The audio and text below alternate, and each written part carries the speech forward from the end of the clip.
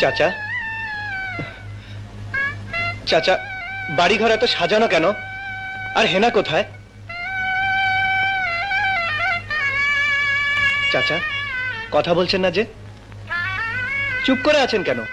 হেনাকে তুমি ভুলে যাও। ভুলে যাব?